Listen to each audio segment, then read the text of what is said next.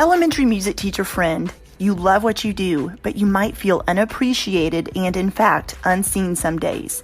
You may even feel like you're on a music teacher island and just want to connect with other music teachers who can relate to both your struggles and wins when it comes to teaching elementary music. I get you and understand completely the feelings you're having. That's why each and every week, the Elementary Music Teacher Podcast will provide you with solo and guest episodes that will help you realize you're not alone in your music teaching journey. Throughout each episode, my goal is for you to be able to walk away with actionable steps and ideas to help you feel like you're ready to take on the new week with whatever challenges may be thrown your way. Hi, I'm your host, Jessica Peresta, and I'm so glad you're here.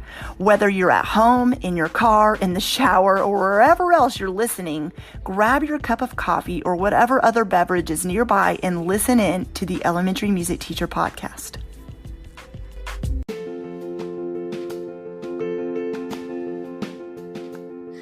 Do you want to know the number one thing that makes classroom management successful? Then join me on Monday, June 21st for the Classroom Management Workshop, where we'll dive into this and so much more. In this workshop, you'll come learning about what the most important element to classroom management is and leave with a successful classroom management plan. If you can't make it live, still sign up so you can receive the replay. Click on the link in the show notes or head to subscribepage.com/classroom management workshop to sign up. I can't wait to see you there. Well, hey there, friends. Welcome back to the podcast. Today's episode is taken directly from the Elementary Music Teacher Community Facebook group. I am going to do quick tip episodes as well as quick tip Facebook Lives this summer.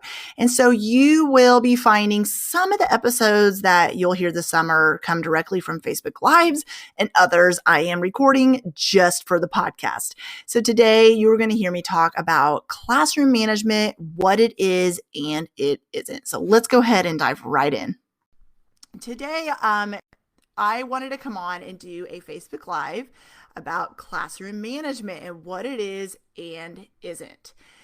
So if you're listening to the podcast, welcome to the podcast. And if you're watching the Facebook Live, welcome to the Facebook Live. This will be broadcast on the Elementary Music Teacher Podcast. And so if you're listening in, I'm so excited to have you today. So I don't know about you, but in college, I was kind of taught that classroom management was mostly about the rules and procedures.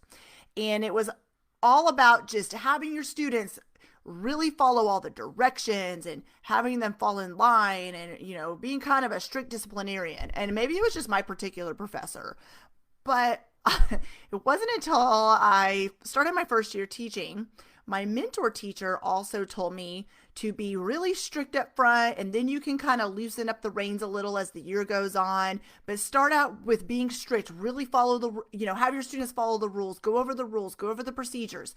All of that is important, but I thought that was all it was. I thought that's all classroom management was just having rules, posting procedures, having the students practice the procedures, and being very strict. I was never told that it was about building relationships, and there was a lot more that goes into classroom management than you realize, right? It's like one of those, you learn about something in a textbook, or you learn about it from listening to your professor or teacher, or another teacher, like a mentor teacher, gives you advice, but it's not until you actually get in there and do it that you realize there's a lot more to it than, you were told. So I did all of those things. I did the rules, the procedures. I did all of the being kind of strict and making sure my students really obeyed. But in the middle of doing that, yes, they were listening to me, and yes, they were following the rules, but it didn't necessarily mean that I was forming relationships. It did not mean that they respected me. It did not mean that I was earning their trust.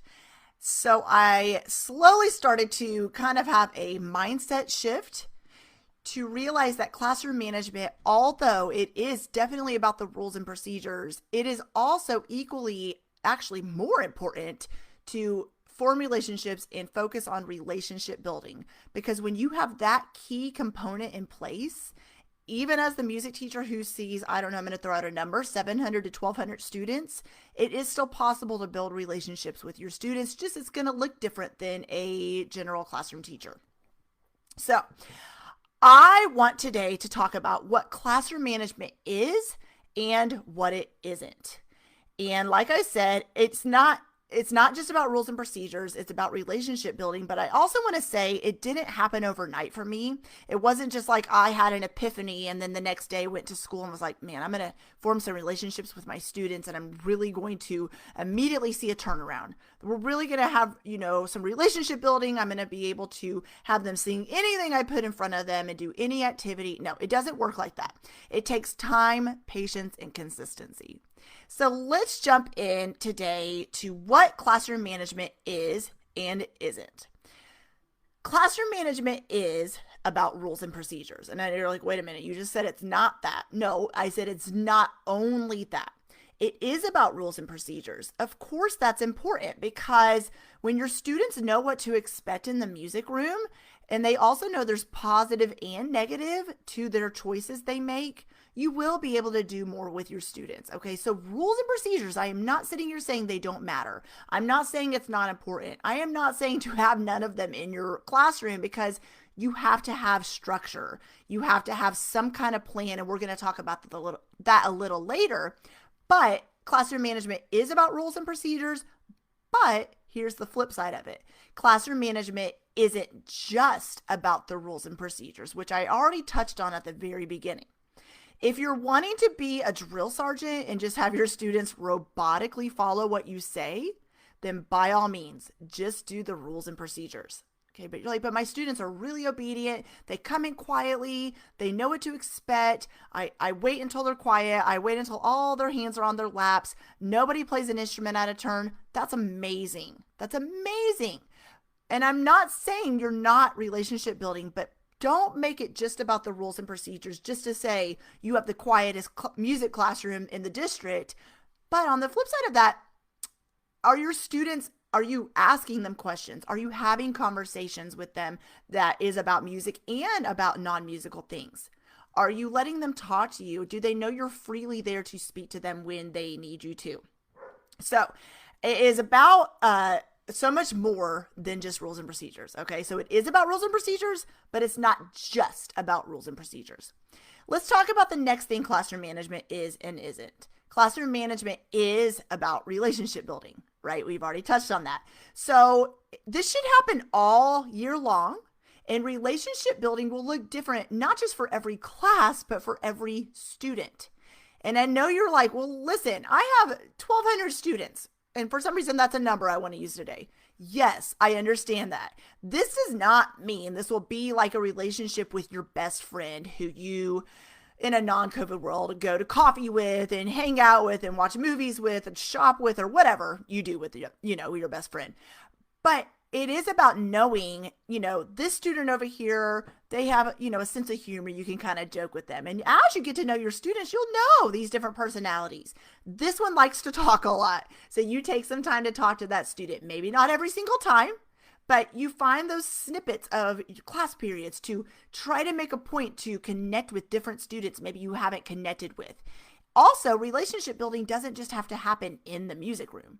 Make yourself available in an in-person school year where you can go to the cafeteria. Hey, maybe once a month you show up outside for somebody's recess, play basketball with, the girls or boys, do some hopscotch or whatever they're doing outside nowadays.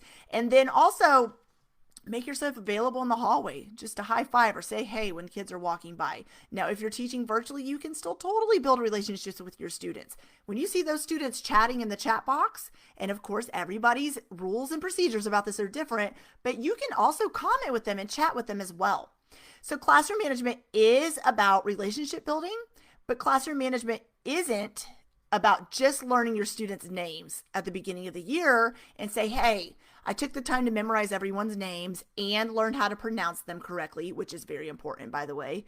But it's not that's not it. You can't just stop there and say, hey, I learned their names. I know everybody's names. So now that's my relationship building. No, that's not relationship building. And it doesn't just happen the beginning of the school year. It happens continually all year long. It's about continually all school year long getting to know your students. Yes, even as a music teacher who has every child in the school most of the time, and gaining their trust. The next point is classroom management is about having a plan to follow. It is about having a plan to follow. And we'll talk more about that, about what do you do from the minute your students come in to the minute they leave. So yeah, it's about having a plan. Things are going to come up throughout your class period and throughout the school day. You kind of got to know ahead of time how to prepare for those situations that arise. All right, you're going to need to know ahead of time. What do you do when a student plays out of turn? What do you do when a student touches their neighbor? What do you do when a student is spinning in circles and they're not staying still? What do you do in those situations? So classroom management is about having a plan to follow, knowing that your plan can be fluid. And if it isn't working, it's okay to try something else. I can't tell you the amount of times I've met teachers who have a classroom management plan and then stick with it no matter what. No matter if it's working or not, they're like, this is my plan. I'm sticking with it no matter if I think it's working or not, which brings me right to the next point, that classroom management isn't just about winging it or not having a plan for what will happen in your music room each day. So by having a plan, I mean, what are you doing when your students come in to the moment they leave, but also having a plan for what's going to happen when you have those interruptions or those students who need extra guidance and help in conversations. And it's not just about winging it. Yes, have a lesson plan, but also give yourself grace and know that if you don't follow every single thing on that paper or on that Google Doc, it's okay to change it up as you go. The plan can be fluid, and this goes back to relationship building and knowing your students, okay? The next thing I want to say is classroom management is about knowing your teaching situation and what your students need. All right? What your students need will not look the same as what the students need down the street. This is where relationship building is huge. Your students won't need the same relationship building style as another student or a classroom full of students at another school. Know your students. What works for them? How can you relate to them? How can you get to know them? How can you build relationships with them? Classroom management isn't about staying stuck in your ways, never adapting what you thought you would be doing. You may have made a classroom management plan in college, right? I know I did. And I thought I had the perfect plan. I'm like, it's all mapped out. I got it. I got these, I'm going to do some sticker charts. The students are going to listen to me. I'm going to do different stuff with kindergarten and then different stuff with fifth grade. It's going to go great. It's going to go perfect. Little did I know I'd be walking into a setting where there had not been music for 7 years.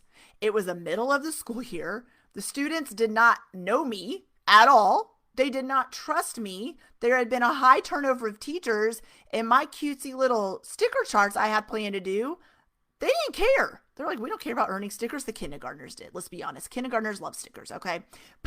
But the older kids were looking at me like I was crazy. And I'm like, okay, your class can earn stickers today. And they're like, so what's the point of that? Like, I don't care if we earn stickers or not, right?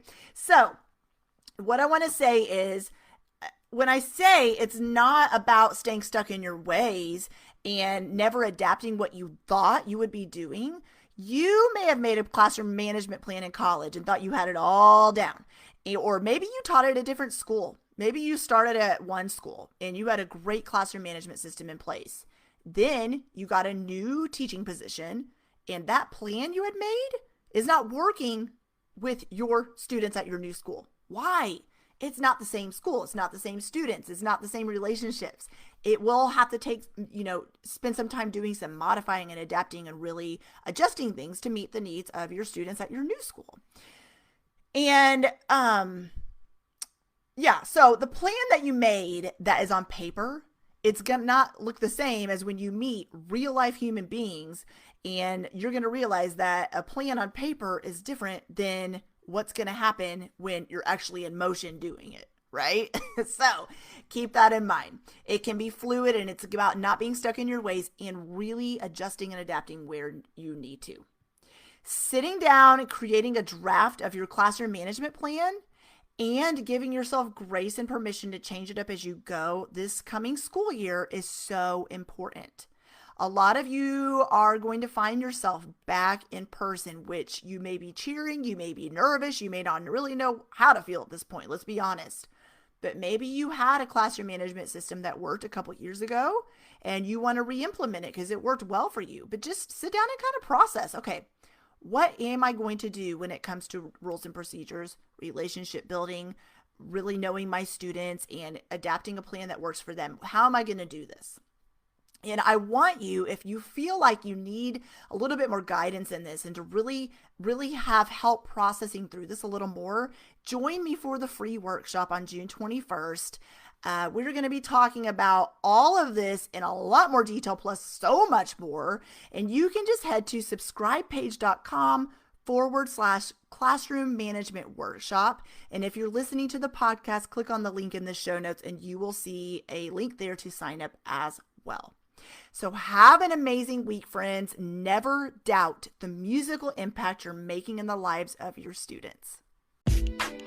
Well, hey there. Thank you so much for listening into the Elementary Music Teacher Podcast. There is an exclusive Facebook group just for listeners of this podcast and any elementary music teacher called the Elementary Music Teacher Community Facebook group.